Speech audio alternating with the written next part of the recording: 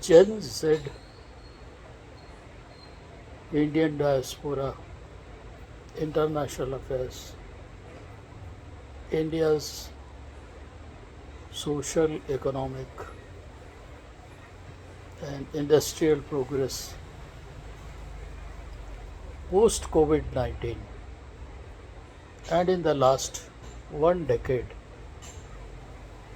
has undergone a tremendous change when we compare it with the Indian traditions, Hindu traditions, or Ganga Yamuni, moderate Islamic and Christian traditions. With the onset of internet and YouTube, Facebook, etc., the underage children below 18, even from the age of 7 years onwards, have huge exposure to the internet material available on YouTube and Facebook, etc. That makes them extremely different from the family traditions. Of late, with the onset of their addiction to the mobile, they are not even disciplined and obedient to their parents. The garbage available in the market has been entering their minds, and that is the Western influence to condition the talented Indian diaspora. With the progress in the last one decade, post COVID and during COVID, India has emerged as an international power and international standing, second to none. Its progress has shot over the roof. Industrial, economic, defense, infrastructure, exports, manufacturing sector, everywhere. And in the last hundreds of years, there has been a tradition either India should follow the Russian bloc or the American bloc. There has been a tussle, and India has taken a non aligned state, but still some tilting here, some tilting there, makes it vulnerable to all kinds of pressures, surrounded by China, Myanmar, Bangladesh, Nepal, Pakistan, Sri Lanka. It's terribly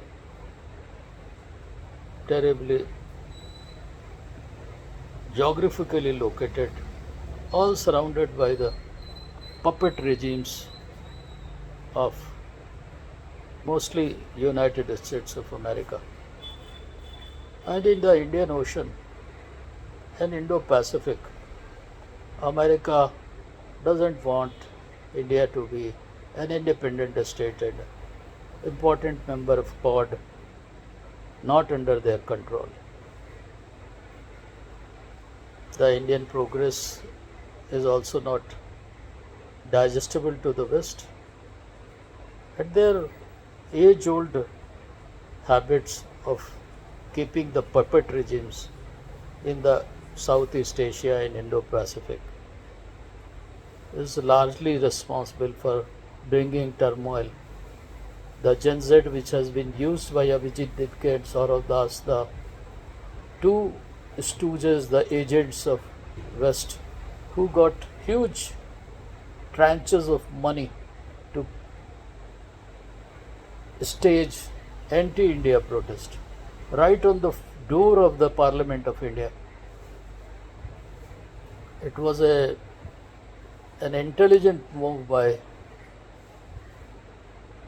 Indian intelligence agencies to allow them to stage the protest, to know their roots, to find out their network,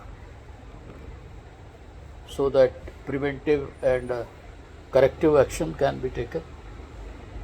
But the protest has brought across the 140 crores Indians the ugly face of Gen Z, which is highly abusive, indisciplined, uncontrollable, illiterate,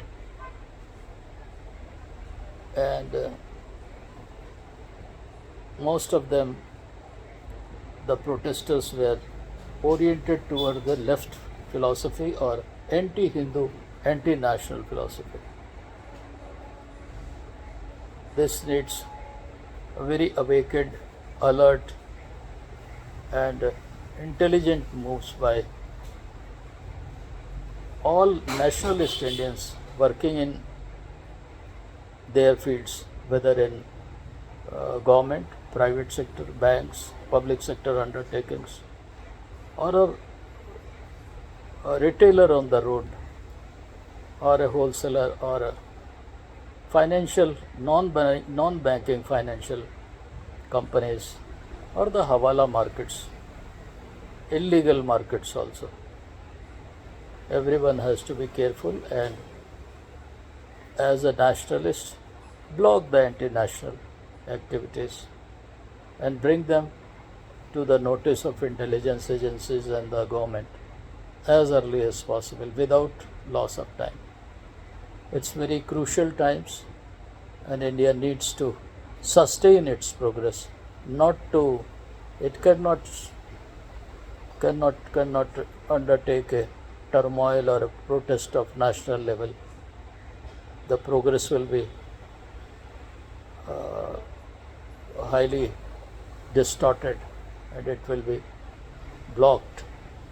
So we, the people of India, have very important duty to sustain ourselves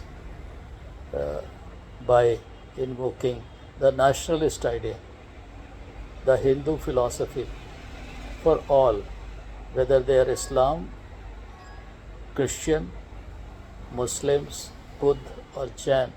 We are Indians first, and if the India is safe, we are all safe.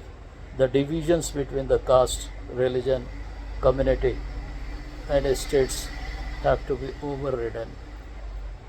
The only motto has to be the prosperity, peace, and progress of all of us together, which is possible when India is leaping towards third economy of the world. My best wishes to everyone. God bless everyone.